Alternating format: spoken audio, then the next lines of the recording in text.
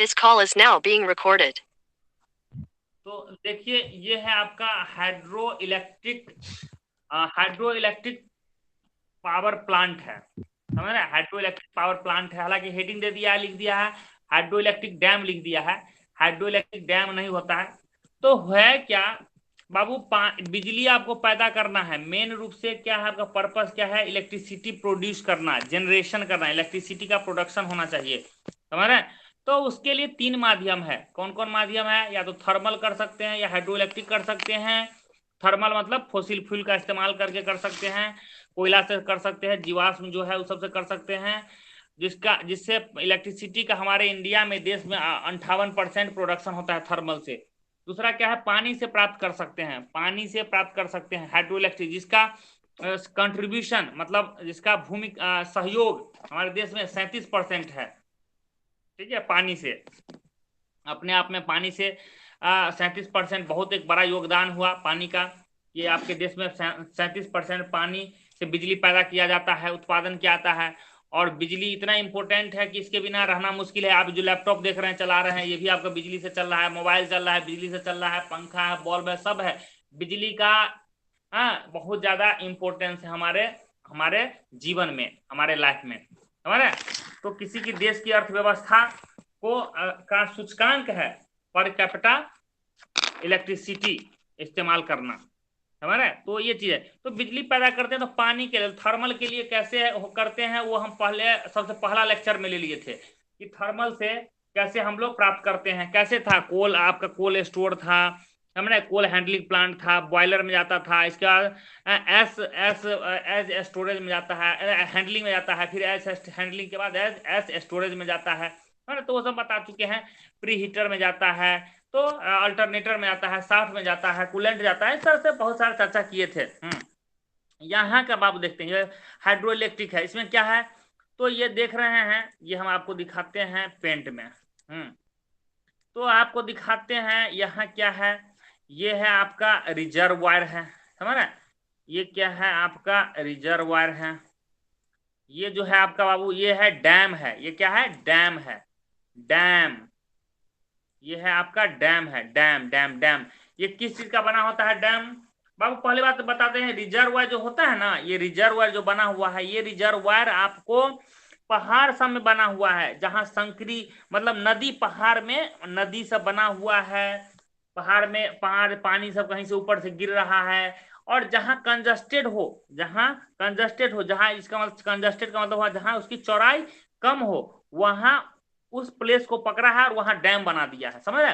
तो ये है कंक्रीट का बना होता है डैम बाबू। ये सब बना हुआ है ना, ये पूरा कंक्रीट का आपका बना हुआ है। ये पूरा आपका कंक्रीट का बना हुआ है। और इस बीच से पानी को निकाल दिया गया है किसी पाइप के माध्यम से।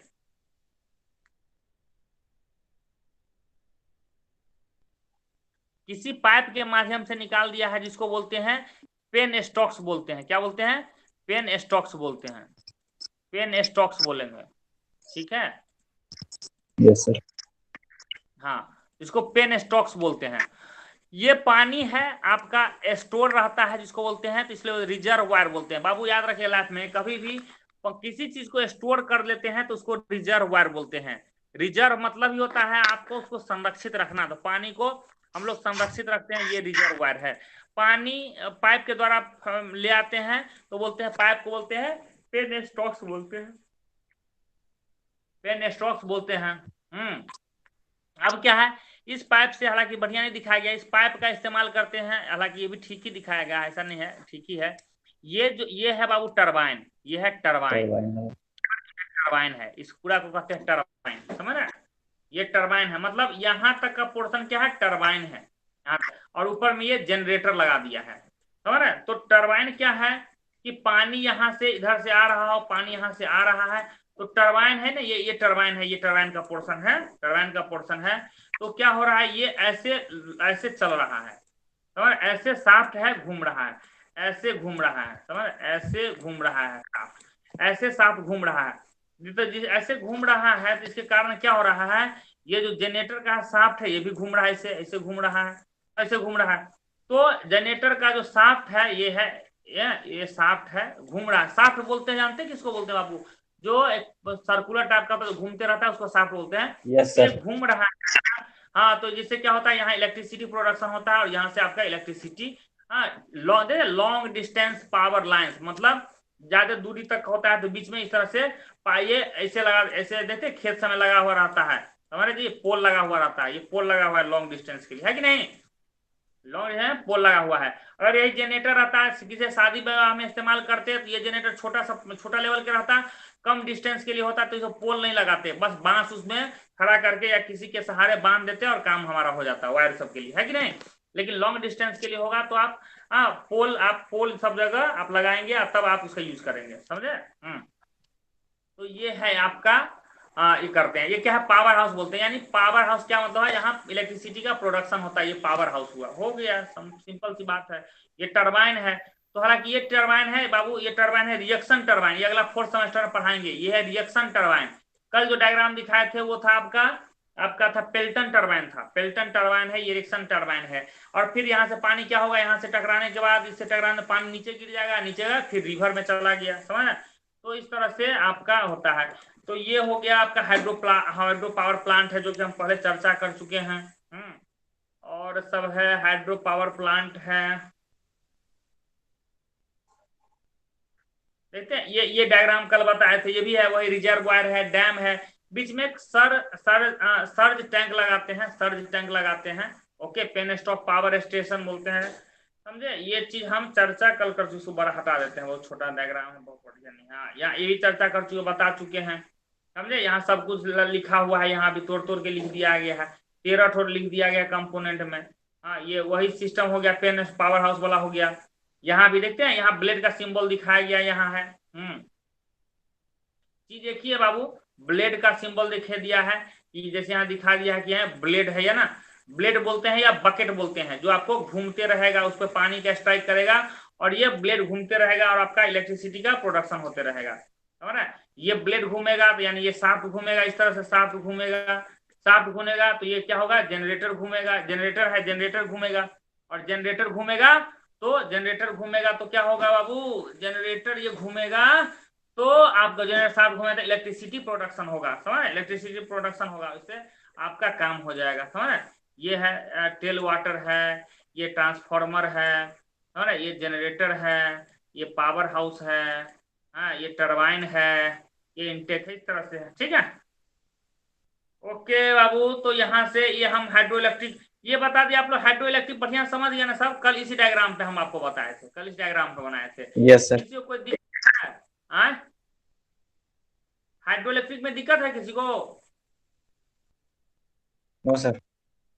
हाँ, नहीं दिक्कत, देते यही है, इसी डायग्राम पे हम बताए थे, समझे। तो कुछ सब होता है, याद रखिएगा। हालांकि आपको बता दे, जो हम हाइड्रो इलेक्ट्रिक में बताए हैं, मैकेनिकल में फिर एक बार हम लोग फ्लूइड मैकेनिक्स में सब पढ़ेंगे, समझे, टेल रेस, हेड रेस, ये पूरा चीज हम पढ़ेंगे, आएगा फ्लूइड मैकेनिक्स में आएगा, अगर हमसे पढ़िएगा तो इसको डिटेल में हम एक्सप्लेनेशन करेंगे, इस डायग्राम को लेके फिर हम एक्सप्लेन करेंगे एक बार, समझे। चलिए, अब हमारा नया टॉपिक है इलेक्ट्रिक, हमारा नया टॉपिक है nuclear power station, nuclear power station, nuclear power station, समझ रहे। ये लगभग 2% भूमिका है इलेक्ट्रिसिटी प्रोडक्शन का हमारे इंडिया में 2% इसकी भूमिका है, समझ रहे, 2% भूमिका है। तो अब इसके लिए हम डायग्राम दिखाते हैं, कहने का मतलब अब वो न्यूक्लियर पावर स्टेशन, ये समझिए क्या हुआ, न्यूक्लियर पावर स्टेशन मतलब न्यूक्लियर रिएक्शन होके इलेक्ट्रिसिटी का प्रोडक्शन होता है, उसको न्यूक्लियर पावर स्टेशन बोलेंगे। हालांकि देखते हैं कितना कम है हमारे देश में, तो बताते हैं बाबू न्यूक्लियर पावर स्टेशन क्या हुआ। तो न्यूक्लियर पावर स्टेशन जो है, हालांकि वो भी आपका एक यही है, वो भी थर्मल पावर स्टेशन ही है, न्यूक्लियर पावर स्टेशन भी आपका थर्मल पावर स्टेशन ही है, यही है न्यूक्लियर पावर स्टेशन है, देखिए बता रहे हैं, न्यूक्लियर पावर स्टेशन है, समझे। ये स्टेशन नहीं है, ये तो बहुत छोटा सा न्यूक्लियर रिएक्टर है, सिर्फ पावर स्टेशन तो हम बताते हैं आगे है, ये है आपका power station, nuclear power station. देखिए इसमें आप दिखाते हैं आपको डायग्राम में। तो पहली बात देखिए इसका कैसे कैसे है बाबू, हाँ, उसको समझिए। ओके, इसको समझना है। यहां देखते हैं, पहले ऊपर से हम लोग ये करते हैं, आपको सब समझ में आ जाएगा। समझ रहे? ये देखिए अल्टीमेटली इधर से हम लोग पकड़ रहे हैं, ये है आपका ट्रांसमिशन लाइंस। मतलब यहां से पोल खड़ा किया गया है, वहां से ट्रांसमिशन लाइंस है। मतलब अब हालांकि नेक्स्ट टॉपिक में ही पढ़ेंगे ट्रांसमिशन लाइंस। यानी वायर को बोलते हैं ट्रांसमिशन लाइंस। मतलब ऐसा लाइन जिससे पावर ट्रांसमिशन होता है। ट्रांसमिशन मतलब एक जगह से दूसरे जगह जाता है, उसको बोलते हैं ट्रांसमिशन। ट्रांसमिशन लाइंस, फिर रिपीट कर रहा हूं, ट्रांसमिशन लाइन किसको बोलते हैं? एक ऐसा लाइन, ऐसा वायर जहां जिसके थ्रू, जिसके माध्यम से इलेक्ट्रिसिटी एक जगह से दूसरे जगह जाता है, उसको ट्रांसमिशन लाइन बोलते हैं। ठीक है, ये समझ में आ गया। ट्रांसमिशन लाइन हवा में तो लटका हुआ नहीं रहेगा, इसीलिए पोल सब आपको लगाए रहते हैं कि ट्रांसमिशन लाइन उसके सहारे रहेंगे। ठीक है, तो इससे इलेक्ट्रिसिटी, इसको कौन दे रहा है इलेक्ट्रिसिटी? इसको इलेक्ट्रिसिटी ये इलेक्ट्रिक जनरेटर दे रहा है। यहां से पकड़िए, इसको कौन दे रहा है इलेक्ट्रिसिटी? इलेक्ट्रिक जनरेटर दे रहा है इलेक्ट्रिसिटी। ठीक है बाबू, समझ में आ गया? इलेक्ट्रिक जनरेटर दे रहा है इलेक्ट्रिसिटी, समझ में आ गया? अब बात है कि इलेक्ट्रिक जनरेटर को इलेक्ट्रिसिटी ये कैसे चल रहा है? इलेक्ट्रिक ये कैसे चल रहा है? इलेक्ट्रिक जनरेटर, ये इलेक्ट्रिक जनरेटर है। इलेक्ट्रिक जनरेटर को इलेक्ट्रिसिटी कैसे मिल रहा है, ये कैसे प्रोड्यूस कर रहा है? तो ये बाबू ये शाफ्ट है, ये बीच का है ना, ये है आपका बीच का शाफ्ट है। ये बीच का दिख रहा है, ये काला हम कर रहे हैं, ये आपको शाफ्ट है। क्या बोलते हैं? शाफ्ट। SHAFT, शाफ्ट बोलते हैं। क्या होता है? शाफ्ट। तो ये शाफ्ट क्या होता है? रोटेट करते रहता है। ये शाफ्ट क्या होगा? ये रोटेट करेगा इस तरह से।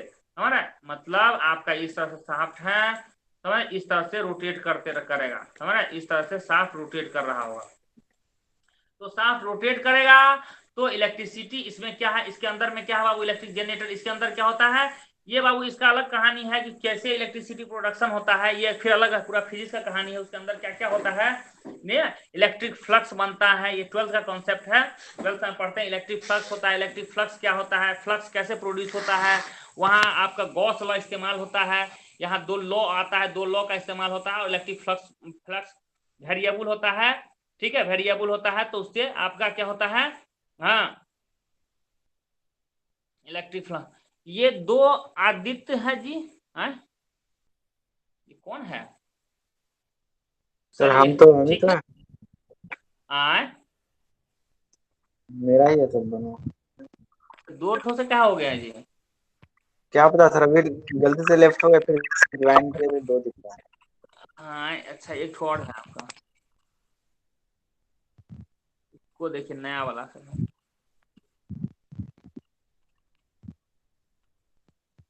हाँ, अब ठीक है। यस सर, अब सही। चलिए तो देखते हैं, ये इलेक्ट्रिक जनरेटर है। क्या है आपका? ये इलेक्ट्रिक जनरेटर है। ओके, तो इलेक्ट्रिक जनरेटर है, ध्यान से दीजिए, ये इलेक्ट्रिक जनरेटर है। ओके, इलेक्ट्रिक जनरेटर है। तो इलेक्ट्रिक जनरेटर में बाबू कैसे इलेक्ट्रिसिटी प्रोडक्शन करता है, ये हमको अभी नहीं पढ़ना है। बस ये समझिए, ये जो शाफ्ट है, ये क्या है आपका? शाफ्ट है, ये शाफ्ट है, समझ रहे? ये शाफ्ट है, इसको रोटेट करवा देना है। बस ये समझना है, इस शाफ्ट को क्या कर देना है? रोटेट करवा देना है। तो ये रोटेट कैसे करेगा? तो ये टरबाइन के माध्यम से, ये टरबाइन के माध्यम से। टरबाइन पे क्या होगा? ऊपर से देखिए, यहाँ से स्टीम जा रहा है। स्टीम मतलब आप जानते हैं स्टीम क्या होता है, पानी को वेपोराइज करके ये स्टीम यहाँ से जाए और इसे बौछार किया जाता है। इस स्टीम से यहाँ से, मतलब यहाँ से स्टीम ऐसे गया, ऐसे गया, ऐसे गया, ऐसे जा रहा है, ऐसे आ रहा है, और इस टरबाइन के इस पे बौछार किया जाता है। समझ रहे हैं? फिर देखिए बाबू, इसे जानते हैं, इतना इंटरेस्टिंग चीज है, इतना अंदर की चीज है बाबू। क्या बताएं, ये टरबाइन है, समझ रहे हैं? ये टरबाइन है, देखते हैं टरबाइन का शेप कैसा है। इस टाइप से गया है, बढ़ते हुए जा रहा है, समझ रहे? इस तरह से जा रहा है। ये सब इतना बढ़िया कहानी है बाबू, हम दिखाते हैं आपको, डायग्राम भी कुछ दिखा सकते हैं। ये इस पे ना आपको ये पड़ता है, स्टीम पड़ता है, इस स्टीम से प्रेशर पड़ता है, तो ये इस तरह से भागता है, स्टीम भागता है, इस तरह से आगे की ओर भागता है ना, इस तरह से। मतलब कहना चाह रहे हैं इस टाइप से स्टीम, इस टाइप से, मतलब स्टीम का यहाँ डाल रहे हैं ना, स्टीम इस टाइप से डाल रहे हैं, तो बाबू इस टाइप से स्टीम भागता है। यानी और आपको क्या होता है, ये पूरा स्टीम के टरबाइन रोटेट करने लगता है। ये टरबाइन रोटेट करता है, तो ये शाफ्ट भी रोटेट करता है, ये शाफ्ट रोटेट करता है, समझ ना? और ये शाफ्ट रोटेट करेगा तो इलेक्ट्रिक जनरेटर भी क्या होगा? इलेक्ट्रिक जनरेटर आपको, इलेक्ट्रिक जनरेटर क्या क्या होगा, मोटर जो है चलने लगा, मोटर चलेगा तो इलेक्ट्रिसिटी प्रोडक्शन होगा, समझ रहे हैं। तो बाबू ये समझ, ट्रांसमिशन लाइन समझ गए, इलेक्ट्रिक जनरेटर समझ गए, टरबाइन समझ गए, स्टीम। अब मुद्दा आता है कि सर स्टीम कैसे बनेगा। तो बाबू स्टीम बनता है, स्टीम बनता है, देखिए स्टीम कहाँ से, स्टीम कहाँ आया है, ये स्टीम है, स्टीम है, स्टीम कहाँ से बन रहा है, स्टीम बन रहा है बाबू इसमें, स्टीम बन रहा है इसमें, इसमें बन रहा है, समझ रहे, इसमें स्टीम बन रहा है, समझे। तो इसको बोलते हैं स्टीम जनरेटर, क्या बोलते हैं, स्टीम जनरेटर, यानी स्टीम जनरेट करने वाला पदार्थ, यहाँ स्टीम जनरेशन होता है, समझे। तो स्टीम जनरेट यानी इसको पानी चाहिए, पानी रहेगा तभी तो होगा। तो बाबू देखिए ये पानी जा रहा है, समझे, यह है पानी जा रहा है, इसमें इसमें से पानी भेजते हैं, इसमें पानी भेजते हैं। और ये क्या है, ये है बाबू, देखिए नीचे में लिखा हुआ है न्यूक्लियर रिएक्टर लिखा हुआ है। बाबू ये न्यूक्लियर रिएक्टर है, ये पूरा बॉक्स जो है आपका, ये छोटा हो गया, ये पूरा है बाबू न्यूक्लियर रिएक्टर, ये पूरा कहलाता है, पूरा बॉक्स न्यूक्लियर रिएक्टर। तो होता क्या है, पहले यहां से मुद्दा समझिए, ये स्टीम बन रहा है, स्टीम बन रहा है, समझ, स्टीम बन रहा है आपका। तो स्टीम कैसे बनेगा, यानी तो उसके लिए क्या चाहिए, पानी चाहिए, तो पानी ठीक है यहां से दे दिए। अब उसको हीट चाहिए, तो हीट यहां से दे देते हैं, यहां से हीट दे दिए इधर से, ठीक है, यहां से। तो ये हीट क्या है, इसके माध्यम से ये आपका हीट ऐसे ऐसे जा रहा है, इस तरफ जा रहा है। और ये हीट मतलब ये समझिए कि एक कोई एक इक्विपमेंट है, सामान है, वो खूब बहुत ज्यादा, हद से ज्यादा गर्म है, और उसको पानी टच करते हुए जा रहा है बाबू, ये लो 560 डिग्री सेल्सियस पे आपका ये जा रहा है, ये इतना हीट रहता है, ये आपका जैसे लाल हो गया, हीट गर्म से लाल हो गया है, और इसको पानी टच करते हुए जाता है, तो पानी खुद ये वेपर स्टीम बन जाता है, ये खुद स्टीम बन जाता है, स्टीम बन के ऊपर चल जाता है। तो यहाँ जो मटेरियल है, जो मेटल है, मटेरियल है, ये हीट होके गर्म हो गया, लाल हो गया है। तो ये क्या लाल होता है, तो बाबू यही है न्यूक्लियर रिएक्टर है यही। इसमें क्या होता है, यूरेनियम सब डाला हुआ रहता है, यूरेनियम है डाला हुआ है, वो बॉम्बार्डिंग होता है यूरेनियम को, यूरेनियम पे न्यूट्रॉन से बम्बार्डिंग कराया जाता है, उससे क्या होता है, एक न्यूक्लियर बाबू ये रिएक्शन है, न्यूक्लियर पे यूरेनियम 230 यूरेनियम है, प्लेटिनियम है, थोरियम है, सब पे आप न्यूट्रॉन से बम्बार्डिंग करवाइएगा, तो वो फ्यूजन रिएक्शन यानी दो टुकड़ा में बट जाएगा, समझ रहे, क्या होगा, दो टुकड़ा में आपको बट जाएगा, 2-3 टुकड़ा में आपको बट जाएगा, समझे, 2-3 टुकड़ा में बट जाएगा। तो आपको इस तरह से हीट एनर्जी रिलीज होगा, और एनर्जी जो रिलीज होता है वही एनर्जी ये इसके माध्यम से ऐसे आ जाता है। तो बाबू समझ रहे हैं, यानी यहाँ बाबू इसी में है यूरेनियम रखा हुआ है, यूरेनियम है, हीट आपका इसमें इसमें हीट प्रोडक्शन होता है, हीट का प्रोडक्शन होता है, समझ रहे हैं। और हीट जैसे निकलता है तो ये इस माध्यम से ऐसे ऐसे जा रहा है, और आपने इसको पानी दे दिए हैं, ये गर्म होकर स्टीम बन जा रहा है, स्टीम फिर बन जा रहा है, ये स्टीम इसको मिल गया, और यहाँ से फिर ये इसको स्टीम इस पे टरबाइन पे आया, फिर यहाँ से स्टीम क्या होगा, यहाँ से टरबाइन से पास करते हुए नीचे की ओर जाएगा, नीचे की ओर आएगा, तो यहाँ क्या होगा, कंडेंसर, यानी कंडेंसर है, यानी फिर इस स्टीम को पानी में कन्वर्ट कर दिया जाएगा, और पानी में कन्वर्ट होगा तो नीचे आपका समझिए यहाँ यहाँ यहाँ यहाँ यहाँ यहाँ यहाँ यहाँ यहाँ ये सब क्या आ गया, पानी, सब क्या हो गया आपका, पानी बन गया, पानी बन गया। तो मोटर से फिर इस पानी को आप फिर दे देते हैं, किसमें, स्टीम जनरेटर में दे देते हैं, समझ रहे। और इसको ये पानी यहाँ, और उसको पानी को, और क्या होता है यहाँ से ये हीट जो इसको मिला हीट बाबू, ये क्या करेगा, इस हीट को देते हैं, ये वार्म कंडेंसर वाटर है, ये पानी है जो आपको पानी, गर्म पानी इधर से चल जा रहा है, इधर से होते होते इसमें चल जा रहा है, किसमें चल जा रहा है, हाँ, वाटर स्प्रे कहते हैं, मतलब ये आपका है ना बाबू, ये यहाँ से मतलब एक बड़ा टैंक में लाते हैं, बड़ा सा आपका ये बहुत बड़ा टंकी रहता है, उसमें ले आता है पानी को, और यहाँ से हाँ आपका वेपोराइज होके बाहर निकल जाता है पानी, जो ज्यादा जो गर्म बच गया वो बाहर आपको निकल जाता है, एक्सेस पानी निकल गया, गर्म बच गया, हाँ, और जो ठंडा पानी रहा वो नीचे रह गया। हालांकि यहाँ भी कंडेंस होते रहता है, कंडेंस होते रहता है पानी, ठीक है, कंडेंस होता है, यहाँ से भी जो पानी आपको नीचे बच गया वो यहाँ से होते हुए फिर या तो रिवर, या ये सब पानी यहाँ से मतलब ये रिवर से होते होते होते पानी इसको ऐसे दे रहे हैं, ध्यान दीजिए, ये रिवर है, नदी से पानी होते हुए ऐसे जा रहा है पानी, और ये बेसिन से होते हुए पानी ऐसे ऐसे जा रहा है, यानी बाबू कंटिन्यूस पानी को भी सप्लाई करना है, समझ रहे, यहाँ से पानी ऐसे ऐसे स्टीम बन के, यहाँ से स्टीम बन के ऐसे ऐसे पानी आ रहा है, और ऐसे आ रहा है, ऐसे आ रहा है, ऐसे जा रहा है पानी, ठीक है, पूरा मुद्दा समझ में आया, पानी कहाँ से कहाँ जा रहा है, ठीक है जी, समझ में आया, यस सर। आए, यहाँ से यहाँ से यहाँ से यहाँ से बस रूप चेंज कर रहा है। यहाँ लिक्विड के तौर में था, लिक्विड लिक्विड लिक्विड, और यहाँ आगे स्टीम बन गया, यहाँ आगे स्टीम बन गया, स्टीम बन के ऐसे गया ऐसे गया ऐसे गया, स्टीम बन के ऐसे गया ऐसे गया ऐसे गया, और ऐसे गया, और यहाँ से फिर स्टीम बन के फिर इधर से टावर से निकल गया। बाबू यही कहानी होती है, समझ रहे हैं, यही कहानी होती है। और इसके बारे में इतना ही है। दूसरी बात क्या है, ये चूंकि यहाँ क्या होता है, गर्म होता है, ये प्रेशर वेसल बोलते हैं इसको। चूंकि यहाँ जो स्टीम है ना, स्टीम को, ये स्टीम यहाँ तो बाबू ये यहाँ भी स्टीम बनता है, तो इस स्टीम को क्या करते हैं, इस स्टीम को बहुत हाई प्रेशर पे भेजा जाता है, इसीलिए बोलते हैं इसको प्रेशर वेसल भी बोला जाता है। इसको हाई प्रेशर पे भेजा जाता है, समझ रहे हैं, इसलिए हाई प्रेशर भी बोलते हैं। यही चीज है बाबू, कहानी है आपका, समझ रहे हैं। यही था आपका पावर प्लांट, ये न्यूक्लियर पावर प्लांट है, ठीक है, न्यूक्लियर पावर प्लांट है। हम और डायग्राम आपको दिखा देते हैं, थोड़ा और समझ में आ जाएगा। और डायग्राम दिखाते हैं।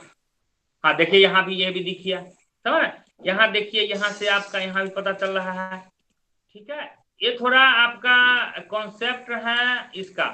देखिए यहाँ क्या है बाबू, यहाँ देखिए ये क्या है, रिएक्टर, न्यूक्लियर रिएक्टर है, न्यूक्लियर रिएक्टर है आपका, ये हो गया न्यूक्लियर रिएक्टर, न्यूक्लियर रिएक्टर। तो यहाँ क्या होता है, न्यूक्लियर रिएक्टर क्या होता है बाबू, ये रहता, हालांकि इसका बहुत सारा मैकेनिज्म है बाबू, क्लास 9th में पढ़े होंगे न्यूक्लियर रिएक्टर के बारे में, इतना के बारे में आप क्लास 9th में पढ़े होंगे। इसमें कंट्रोल रॉड डाला जाता है, कूलेंट डाला होता है, मॉडरेटर रहता है, समझ रहे हैं। ये यहाँ बहुत सारा कहानी होता है इसके बीच में, समझ रहे हैं। देखते हैं, कंट्रोल रॉड डाला गया, देखिए कंट्रोल रॉड डाला गया है, कंट्रोल रॉड। इसका फंक्शन आपको जानना पड़ेगा, इसका काम क्या होता है, जो रिएक्शन होते रहता है, chain reaction, nuclear chain reaction, यानी टूटते रहता है, टूटते रहता है, यूरेनियम सब टूट रहा है, थोरियम सब टूट रहा है, तो उस चेन रिएक्शन में क्या करता है, ये एक कंट्रोल रॉड क्या होता है, उस रिएक्शन को रोकने का काम करता है, समझे। मतलब जो एक्स्ट्रा इलेक्ट्रॉन सब आता है ना, उसको एब्जॉर्ब कर लेता है, तो चेन रिएक्शन को बंद भी कर सकते हैं कंट्रोल रॉड से, समझे, कंट्रोल रॉड से, समझे। ये किसका बना होता है, कैडमियम का बना होता है कंट्रोल रॉड, या तो कैडमियम का होगा, या बोरन का होगा, या हाफनियम का होगा, ये सब बाबू कंट्रोल रॉड होता है। कंट्रोल रॉड का नाम क्या काम है, को रिएक्शन को कंट्रोल करने के लिए, रिएक्शन को कंट्रोल करने के लिए, या स्लो करने के लिए, या स्टॉप भी करने के लिए, समझे। कंट्रोल रॉड का किसका बना होता है, कंट्रोल रॉड जो होता है आपका बना होता है, किसका बना होता है, कैडमियम का होगा, या बोरन का होगा, या हाफनियम का होगा बाबू, कंट्रोल रॉड होता है, ठीक है। ये फ्यूल रॉड है, ये दिख रहा है, ये काला काला सब दिख रहा है, ये सब ये फ्यूल रॉड है। ये फ्यूल रॉड मतलब ये यूरेनियम का बना होगा, यूरेनियम होगा, थोरियम होगा, ये होगा, समझ रहे। देखते हैं हर एक दो के बीच, हर एक दो फ्यूल रॉड के बीच में एक दिया गया आपका कंट्रोल रॉड दिया गया है, कंट्रोल रॉड दिया गया है, समझ रहे, कंट्रोल रॉड दिया गया है। ये क्या है, मॉडरेटर है, समझ रहे, ये है मॉडरेटर। ये काम, ये क्या करता है, मॉडरेटर का काम क्या करता है, मॉडरेटर का क्या है दिया हुआ है, ये रिएक्शन को क्या करता है, स्लो कर देता है, मॉडरेट कर देता है। आपको जितना चाहिए उतना ही देगा, नहीं तो पता चला 1 सेकंड में जितना भी यूरेनियम खरीद के लाए सब उड़ गया, समझ रहे, अपने में इतना चेन रिएक्शन कर ले सब उड़ गया, समझ रहे जी। तो यही है आपका, यहाँ से ये पूरा अंदर की चीज है, यहाँ से पूरा कहानी होता है, हीट एनर्जी रिलीज होता है, वो हीट एनर्जी देते हैं, यहाँ से लेके हुए ऐसे जाते हैं, ऐसे जाते ऐसे आ रहे हैं, और फिर कूलेंट के द्वारा, पंप के द्वारा इसको देते हैं, यानी यहाँ स्टीम बनता है। यही चीज जहाँ जगह यहाँ स्टीम बनता है, तो ये स्टीम इधर से आता है, इधर से आता है, इधर से आ रहा है, और देखते हैं ये आपका टरबाइन पे, स्टीम टरबाइन पे उसको छोड़ते हैं, जिससे क्या होता है, ये टरबाइन इस तरह से रोटेट करेगा, इस तरह से रोटेट करेगा, इस तरह से रोटेट कर रहा है, रोटेट कर रहा है, और ये रोटेट करता है, ठीक है, ये रोटेट कर रहा है। तो ये है साफ्ट, जिसके कारण क्या होता है, साफ्ट भी रोटेट करता है, और साफ्ट रोटेट करेगा, ये जनरेटर चलेगा, या इसको अल्टरनेटर भी बोलते हैं बाबू, अल्टरनेटर। अल्टरनेटर क्यों बोलते हैं, क्योंकि मैकेनिकल एनर्जी को इलेक्ट्रिकल एनर्जी में कन्वर्ट कर देता है, इसलिए इसको अल्टरनेटर बोलते हैं, अल्टरनेटर। यहाँ से जो स्टीम बना, गर्म पानी आया, गर्म स्टीम आया है, वो यहाँ से लेके यहाँ से समझ रहे हैं बाबू, यहाँ से लेके यहाँ से, फिर ये पंप द्वारा फिर पानी इसको देता है, और ये कूलिंग टावर, यानी पानी जो एक्स्ट्रा बच गया है, स्टीम जैसे बच गया है, उसको कूलिंग टावर ले आते हैं बाबू। ऐसा भी तो हो सकता है कि यहाँ से कुछ स्टीम ऊपर ही बच गया, तो उसको कूलिंग टावर ले आते हैं कि पानी को कूल करने के लिए, समझ रहे हैं, और बाहर में छोड़ देते हैं। तो बाबू यहाँ से भी समझ में आ गया पूरा कहानी समझ में आ गया। Yes sir. पूरा काम कैसे काम होता है, एक रफ आइडिया पता चल गया ना बाबू। Yes sir. ये न्यूक्लियर है, ये फ्लो डायग्राम पूछेगा तो कहिएगा ये न्यूक्लियर रिएक्टर है, इसमें क्या रहेगा, इस न्यूक्लियर रिएक्टर, ये दिख रहा होगा, इस न्यूक्लियर रिएक्टर में क्या हो रहेगा, न्यूक्लियर एक कंट्रोल रॉड रहेगा, एक मॉडरेटर रहेगा, एक कूलेंट रहेगा, ये सब होता है, समझ ना। यहाँ से मेटल, हॉट मेटल जो भी कहते हैं, यहाँ से होते हुए ये हीट एक्सचेंजर है, किसको बोलते हैं, क्या है, क्यों बोलते हैं, यहाँ हीट का एक्सचेंज होता है, हीट का एक्सचेंज होता है। हीट एक्सचेंज किसमें होता है, पानी में, यानी पानी को हीट दिया जाता है, इसलिए इसको हीट एक्सचेंज बोलते हैं।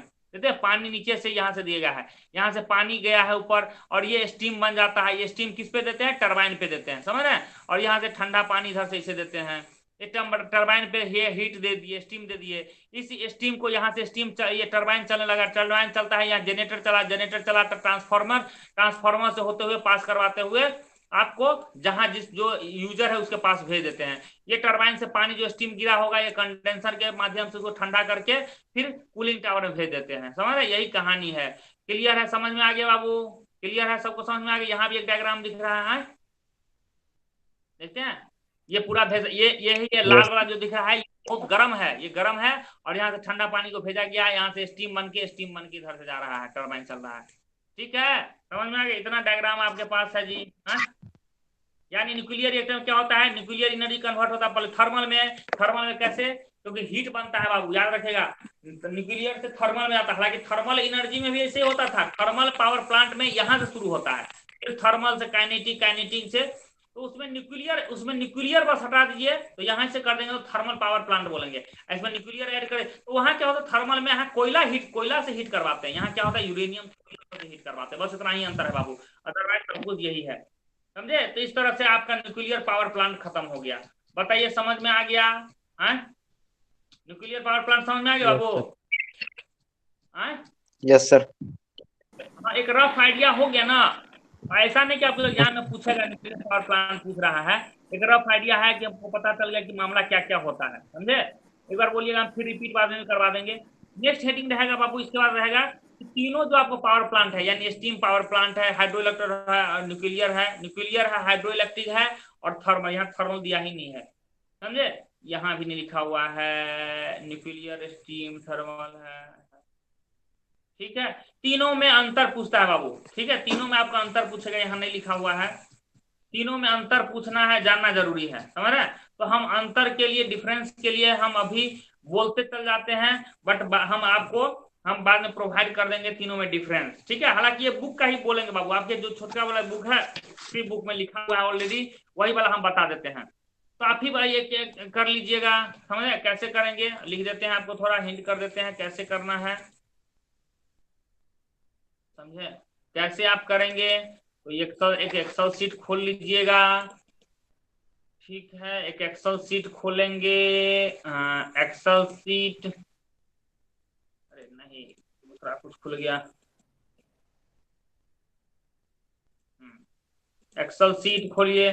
पहला कॉलम में क्या लिख दीजिएगा, सीरियल नंबर लिख दीजिएगा, फर्स्ट कॉलम में आप लिख दीजिएगा सीरियल नंबर हो जाएगा, हाँ, या पार्टिकुलर, TCULAR, पार्टिकुलर्स, या पार्टिकुलर्स मतलब आइटम भी बोल सकते हैं, क्या क्या आइटम है।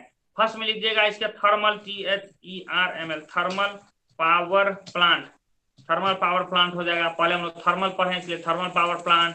दूसरा क्या होगा, hydro, HYDRO, hydro electric power plant, hydro electric power plant हो गया। और तीसरा क्या हो जाएगा बाबू, nuclear power plant, NUC,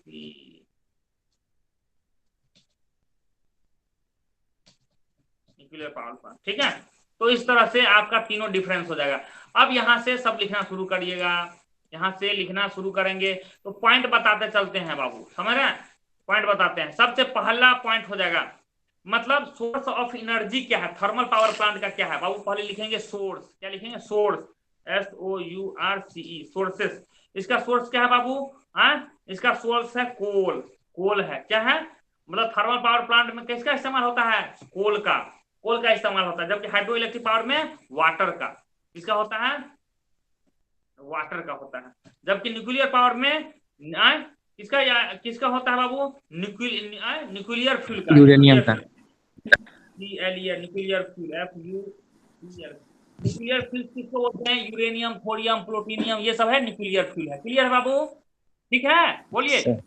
yes sir, हाँ, यस सर। हाँ, नेक्स्ट कोल, कोल इसका इसका मतलब है लिमिटेशन या एबिलिटी बोल दी, AVAILIBILIT एबिलिटी। एबिलिटी मतलब क्षमता। मतलब कितना मतलब आसानी से मिल सकता है, नहीं मतलब प्रचुरता, समझ है मतलब सॉरी, एबिलिटी का मतलब हुआ क्या, इसको हिंदी क्या बोलेंगे जी कि कितना मात्रा अवेलेबल है, नहीं अवेलेबल है। तो बाबू कोल का जो है, कोल का क्या बहुत प्रचुर मात्रा में अवेलेबल है क्या है, नहीं है, तो ये नहीं सर। लिमिटेड है, लिमिटेड मात्रा है। जबकि ये क्या है, ये है ये है मतलब कितना है, इसमें क्या कहते हैं अनलिमिटेड है, अनलिमिटेड है, समझे। न्यूक्लियर ये क्या है, ये अनलिमिटेड नहीं है लेकिन सफिशियंट है, SUFFICIENT सफिशियंट है। सफिशियंट मतलब ठीक है, अनलिमिटेड नहीं है लेकिन सफिशियंट है हमारे पास, इतना है कि हम अपना जैसे काम काम चला चलने सकते लगा। हैं। हाँ ये सर, तो बाबू इसी तरह से पॉइंट सब है, आपको हम लिख के हम सब लिख देंगे, बता देते हैं। तो ये सब समझ में आ गया। दूसरा बात साइट मतलब या प्लेस कह दीजिए, यानी place, place PLACE place. Place कहाँ होगा, अवेलेबल होगा बाबू, थर्मल पावर प्लांट कहाँ होगा, तो जहाँ कोयला का भंडार होगा, जहाँ कोयला आपको जब प्रचुर मात्रा में मिलेगा बाबू, वहीं इसका प्लांट लगाया जाएगा। नहीं तो पता चलेगा ट्रांसपोर्टेशन कॉस्ट बढ़ गया, खर्चा ढोने ढोने ढोने के खर्चा बढ़ गया, नहीं बढ़ जाएगा। Yes sir. बताइए, प्लांट हम लगाते हैं हमारे शिवहर में और कोयला लाते हैं उड़ीसा से, तो खर्चा नहीं बढ़ेगा जी। हाँ पता चलेगा जितना बिजली का यहाँ उत्पादन हो रहा है, तो खर्चा जितना सस्ता यहाँ मिलेगा, पता चलेगा कि ट्रांसपोर्टेशन ट्रक से लाने में या जो भी ट्रेन से लाने में ही खर्चा पड़ गया अच्छा खासा, होगा कि नहीं। इसीलिए पावर स्टेशन को फिर इसका मतलब जहाँ कोल है वही बनाइए, हाँ समझे। यस जहाँ कोयला है उसी के आसपास बनाइए, थर्मल पावर प्लांट बनाइए, कि वहां से ट्रक व्रक से छोटा मोटा दूरी है, 1 किलोमीटर 2 किलोमीटर इतना ही में, 2-3 किलोमीटर में बहुत से बहुत हो जाए। आप 200 300 किलोमीटर नहीं ढो सकते, इतना दूरी नहीं ढो सकते हैं, समझे। बहुत से बहुत 5 किलोमीटर, चलो 200 किलोमीटर, लेकिन आप 200 किलोमीटर ढो रहे हैं, इतना संभव थोड़ी है जी, खर्चा बहुत बढ़ जाएगा, इतना नहीं कर सकते हैं। Next hydro electric power plant, बाबू ये तो खैर पहले बता दिए हैं, ये सब काम माउंटेनियस रीजन में करेंगे, जहां माउंटेन में पानी ऊपर से नीचे की ओर गिर रहा है, जहां संकरी जगह है, कंजस्टेड जगह है, जहां चौराई मुहाना का चौराई कम हो, समझे, वहां हम लोग डैम बना देंगे, कंक्रीट का डैम बना देंगे आगे में, और फिर पेन स्ट्रोक से होते हुए पानी को हम लोग टरबाइन पे सर्ज टैंक का निर्माण करते हुए, वॉल्व स्टेशन का बनाते हुए, और टरबाइन पे हम लोग क्या करेंगे, फॉल करवा देंगे, टरबाइन पे फॉल करवा देंगे, टरबाइन पे पानी गिरेगा, और गिरेगा तो टरबाइन का मोटर जो है रोटेट करेगा, सॉरी शाफ्ट रोटेट करेगा, और उसका शाफ्ट रोटेट करेगा, शाफ्ट रोटेट करेगा, तो उससे क्या होगा, आपका अल्टरनेटर, यानी ये जो वो जनरेटर है उसका भी शाफ्ट रोटेट करेगा, और उसका शाफ्ट रोटेट करेगा तो इलेक्ट्रिसिटी प्रोडक्शन होगा। इस चीज को टॉपिक को फिर बाद में हम फोर्थ सेमेस्टर में टरबाइन जब चैप्टर पढ़ाएंगे उस समय भी हम और भी एक्सप्लेन करेंगे। तो यहाँ इसमें हाइड्रो इलेक्ट्रिक पावर में क्या होता है बाबू, हाइड्रो इलेक्ट्रिक पावर में क्या होता है, इसमें पोटेंशियल एनर्जी कन्वर्ट होता है पहले मैकेनिकल में, ठीक है, मैकेनिकल कन्वर्ट होता है, सॉरी काइनेटिक में पोटेंशियल कन्वर्ट होता है, काइनेटिक में काइनेटिक कन्वर्ट होता है, मैकेनिकल में मैकेनिकल फिर कन्वर्ट होता है, इलेक्ट्रिकल में होता है, समझ रहे। तो ये पूरा प्रोसीजर आपका हाइड्रो इलेक्ट्रिक में होता है। न्यूक्लियर में क्या होता है, न्यूक्लियर एनर्जी कन्वर्ट होता है आपका न्यूक्लियर थर्मल में, और थर्मल कन्वर्ट हो जाता है, थर्मल कन्वर्ट होता है मैकेनिकल में, मैकेनिकल इलेक्ट्रिकल में होता है बाबू, ये सब होता है मामला, ठीक है ना। अब नेक्स्ट बात करते हैं space, space space SPAC space. Space में यानी थर्मल पावर प्लांट के कितना स्पेस चाहिए, तो बाबू बहुत ज्यादा स्पेस चाहिए, थर्मल पावर प्लांट लगाइएगा, समझ रहे हैं, ये बहुत आपका इसके स्पेस चाहिए। जबकि हाइड्रो इलेक्ट्रिक के लिए ये इसमें हाइड्रो इलेक्ट्रिक के लिए उससे भी बड़ा स्पेस चाहिए, थर्मल पावर प्लांट तो ज्यादा, क्योंकि डैम छोटा मोटा नहीं बनेगा बाबू, भाखना नागल डैम से बना हुआ, हीराकुंड डैम है, ये तो बहुत दूरी में बना हुआ है, तो इसके लिए बहुत बड़ा स्पेस चाहिए, समझे। जबकि न्यूक्लियर पावर प्लांट के लिए ज्यादा स्पेस नहीं चाहिए, बहुत कम स्पेस में भी काम हो जाएगा। नेक्स्ट बात करते हैं completion time, completion time COMPLITN completion time. Completion time का मतलब क्या हो गया, कंप्लीशन टाइम का मतलब होता है कि एक पावर प्लांट बनाने में कितना टाइम लगता है, तो बाबू थर्मल पावर प्लांट बनाने में 3 से 4 साल लगेगा, समझ 3 से 4 साल लगेगा। Hydro electric power plant station बनाने में 200 साल लग जाएगा, और न्यूक्लियर पावर स्टेशन से बनाने में उसमें लगभग 10 साल के लगभग लग जाएगा, समझ रहे हैं, याद हो गया। थर्मल पावर बनाने में 3 से 4 साल लग जाएगा, और ये दो है हाइड्रो इलेक्ट्रिक और न्यूक्लियर से बनाने में 200 साल लग जाएगा, ठीक है। 10 साल प्लांट PL गलत लिखा गया है, PLANT, ठीक है। तो ये कहानी होता है। नेक्स्ट है स्टार्टिंग टाइम क्या होता है, ठीक है, शुरुआती करने में तो क्या हो रहा है, ओके आपको स्टार्टिंग करने में, यानी बाबू थर्मल पावर प्लांट अगर बन जाता है, एक बार बन जाता है, एक बार बन गया तो स्टार्टिंग करने बाबू थर्मल पावर में क्यों कोयला सब चाहिए, समझ। तो इसके लिए बहुत लंबा टाइम लगता है स्टार्टिंग करने बाबू। थर्मल पावर प्लांट बन तो जाता है जल्दी, लेकिन स्टार्टिंग करने में बहुत ज्यादा समय लगता है। जबकि हाइड्रो इलेक्ट्रिक पावर है, उसको हाइड्रो इलेक्ट्रिक को इसको अगर डैम बन गया है तो स्टार्ट करने में जब चाहे तब आप स्टार्ट कर सकते, बस ऊपर से नीचे पानी को गिराना है, बात खत्म हो गया। ऊपर से पानी को नीचे गिराना है, जब चाहे तब आप फाटक खोलिए और शुरू हो गया इलेक्ट्रिसिटी प्रोडक्शन, समझे। लेकिन थर्मल में ऐसा नहीं होता, थर्मल में बहुत लंबा टाइम लगेगा। लेकिन न्यूक्लियर भी ठीक है, न्यूक्लियर में भी थोड़ा टाइम लगता है, लेकिन सबसे कम टाइम लगता है आपका हाइड्रो इलेक्ट्रिक में, ऊपर से बस पानी को गिराना है, तो सबसे कम टाइम लगा आपको इसमें न्यूक्लियर में, नहीं हाइड्रो इलेक्ट्रिक में उससे ज्यादा टाइम लगेगा न्यूक्लियर में, और उससे ज्यादा थर्मल में लगेगा, समझे। इनिशियल कॉस्ट की बात करते हैं, इनिशियल कॉस्ट मतलब शुरुआती खर्चा, INI इनिशियल कॉस्ट की बात करते हैं, किसमें कितना कॉस्ट लगता है। तो थर्मल का इनिशियल कॉस्ट बहुत ही कम होता है, मतलब आपको कम होता है, कम खर्चा होगा, क्योंकि थर्मल पावर प्लांट में सिर्फ आपको बड़ा बड़ा डैम, मेन बाबू डैम में बहुत खर्च होता है, तो यहाँ डैम तो बना नहीं रहे, इसीलिए इसका खर्च कम होगा। लेकिन आपका क्या होगा, हाइड्रो इलेक्ट्रिक में चूंकि डैम बनाते हैं तो डैम का बाबू बहुत ज्यादा खर्च होता है, समझे, तो बहुत ज्यादा खर्च होता है, तो इसीलिए हाइड्रो इलेक्ट्रिक का खर्चा ज्यादा पड़ेगा। और हाँ, और न्यूक्लियर का उससे भी ज्यादा खर्चा होता है, न्यूक्लियर का उससे भी ज्यादा खर्चा होता है। क्यों खर्चा होता है कि न्यूक्लियर के लिए बाबू, और दूसरी बात, न्यूक्लियर के लिए क्या दिक्कत होता है कि हमको इसको ऐसे बनाया जाता है, और ऐसे बनाया जाता है, और ऐसे जगह पे बनाया जाता है कि इसको आदमी को अफेक्ट नहीं करे। क्यों? क्योंकि यहाँ रेडियो एक्टिव अगर किरण सब निकलेगा बाबू तो आदमी का जिंदगी ले लेगा, इसलिए इसको समाज सबसे बहुत दूर बनाया जाता है। जबकि थर्मल प्लांट वो मतलब कोयला उला सबके आसपास बना सकते हैं, जहाँ कोयला का भंडार जाता है वहां बना सकते हैं। हाइड्रो इलेक्ट्रिक बनाते हैं कहाँ, जहाँ आपका ये है माउंटेन सब है और हिली एरिया सब है, वहां बनाएंगे। और न्यूक्लियर कहाँ बनेगा, न्यूक्लियर बनेगा ऐसे जगह पे बनेगा जहाँ, क्योंकि न्यूक्लियर तो आपको हाथ से ले जाना, आप कहीं से ले जाते हैं तो कोई मतलब नहीं है, इसे खान के पास बनाने को जरूरी नहीं होता है। तो क्या आप क्या करते हैं, 5 किलो 10 किलो भी न्यूक्लियर ले गए तो बहुत साल तक चलेगा, समझे। तो इसलिए कोई दिक्कत नहीं है, बस इसमें यह है ऐसा जगह ले जाना है, बनाना है कि वहां से किरण सब जब निकले तो आदमी तक नहीं पहुंचे, बस ये ध्यान रखना, नहीं तो बीमारी हो जाएगा, कैंसर सब पकड़ सकता है, समझे। अब बात करते हैं, नेक्स्ट है रनिंग मतलब जब चलने लगा है वो तथा आपका इनिशियल कॉस्ट है, यह है रनिंग कॉस्ट है, समझे। मतलब चलने लगा तब अब किसका कॉस्ट क्या है, किसका है। तो इनिशियल कॉस्ट थर्मल का थोड़ा कम था, हाइड्रो इलेक्ट्रिक का ज्यादा था, समझे। लेकिन रनिंग कॉस्ट क्या है, शुरू इसका कम था, इसका इनिशियल कॉस्ट कम था, लेकिन इसका रनिंग कॉस्ट ज्यादा है, समझे, इसका ज्यादा है। हाइड्रो इलेक्ट्रिक का क्या बाबू, इनिशियल कॉस्ट बहुत ही ज्यादा है, जबकि ये बिल्कुल रनिंग कॉस्ट बिल्कुल नील है। क्यों? पानी अगर ऊपर से गिर रहा है तो प्रकृति भगवान के द्वारा दिया हुआ है, इसमें कोई भी आपको खर्च नहीं लगता है, समझे। कोई मेंटेनेंस कुछ जरूरत नहीं पड़ता है, कोई मेंटेनेंस जरूरत नहीं है। टरबाइन एक बार चलने लगा तो चलने लगा, ब्लेड पे पानी गिर रहा है तो गिर रहा है, कोई भी खर्च नहीं लगता है। ठीक है। लेकिन क्या है, न्यूक्लियर का है, इसका कुछ कॉस्ट है, मतलब कुछ थोड़ा कॉस्ट है, बिल्कुल ऐसा नहीं नील है, लेकिन थोड़ा कुछ कॉस्ट है। ओके, मेंटेनेंस कॉस्ट क्या है, मेंटेनेंस कॉस्ट क्या है आपके पास, यहाँ नेक्स्ट है मेंटेनेंस कॉस्ट। इसका बहुत ज्यादा कॉस्ट होगा मेंटेनेंस का, और ये बहुत ही कम होगा, और ये बहुत ही ज्यादा होगा, समझे, maintenance cost. Transmission and distribution cost क्या है, तो बाबू इसी तरह से है, पॉइंट सब है, मैं लिख दूंगा आपको हो जाएगा, ठीक है ना। ये क्या हो जाता है आपका ट्रांसमिशन या मेंटेनेंस। ट्रांसमिशन कॉस्ट सब क्या है, मतलब एक जगह से दूसरी जगह को हम लोग अगर भेजते हैं तो क्या होता है, कैसे आपको खर्च कैसा पड़ता है, समझे, कैसा खर्च पड़ता है उस सब के आधार पे है। चलिए अब नेक्स्ट टॉपिक हम लोग पढ़ते हैं, तो ये डिफरेंस आपको याद रखना है, आपको एग्जाम में पूछा जाएगा, ये सब बहुत इंपॉर्टेंट है। नेक्स्ट हमारा लास्ट टॉपिक है इस चैप्टर का, इलेक्ट्रिकल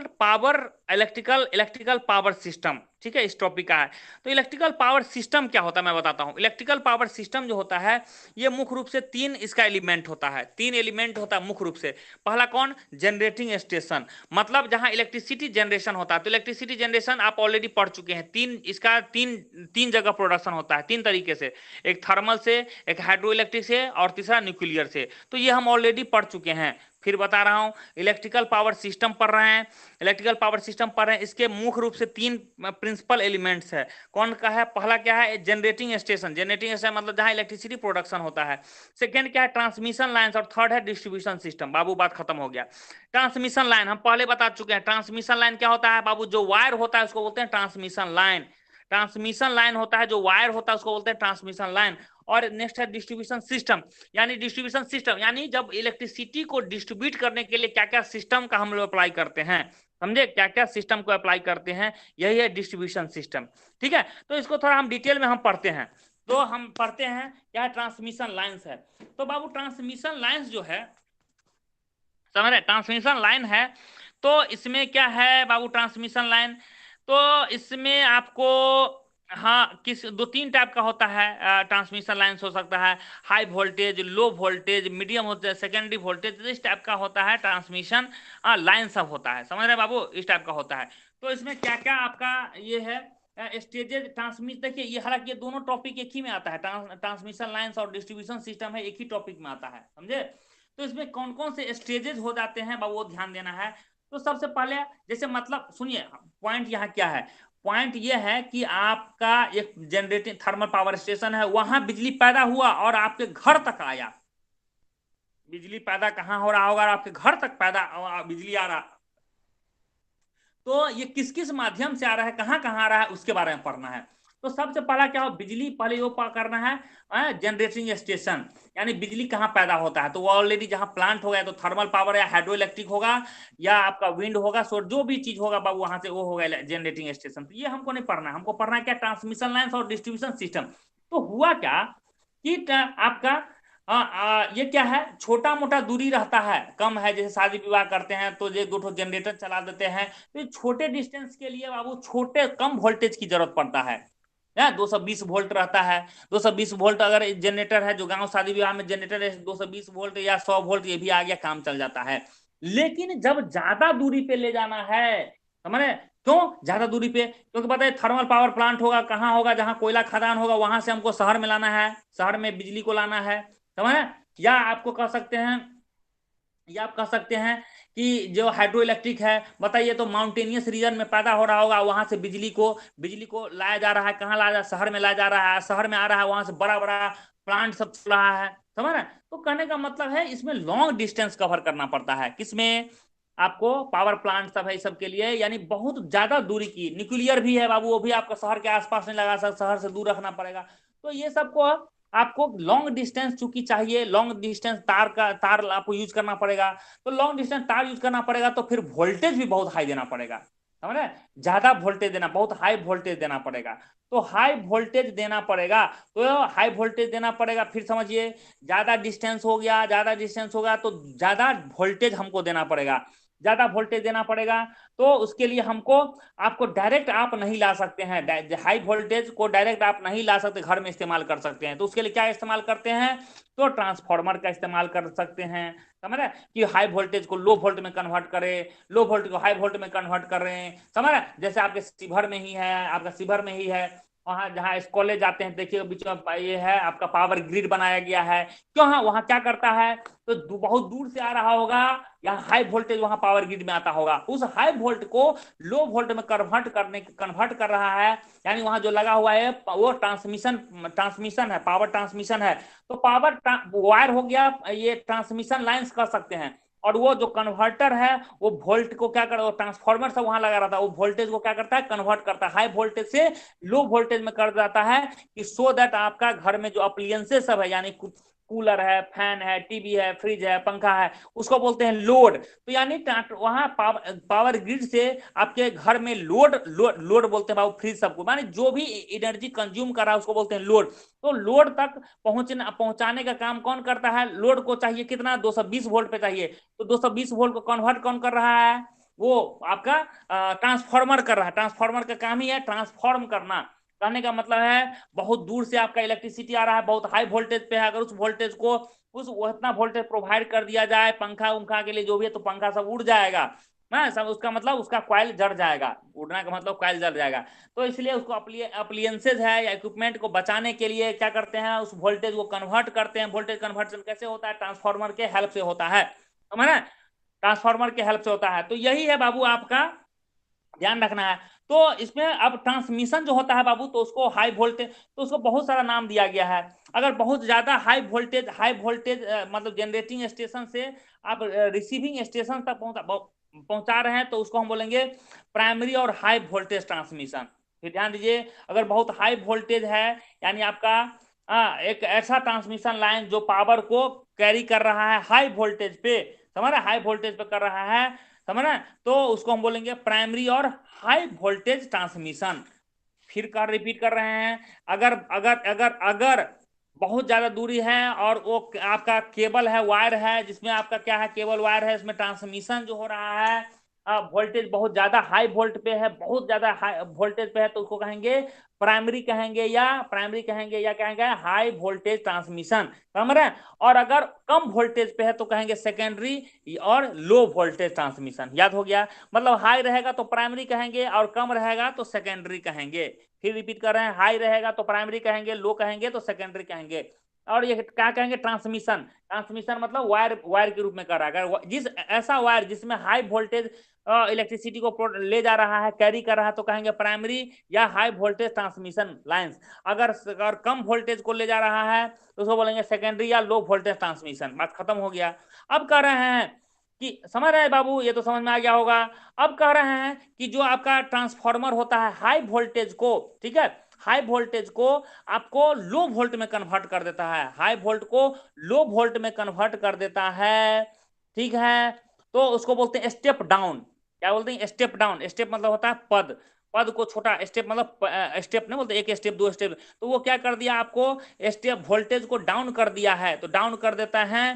तो इसका डाउन कैसे करते हैं, ट्रांसफार्मर के हेल्प से।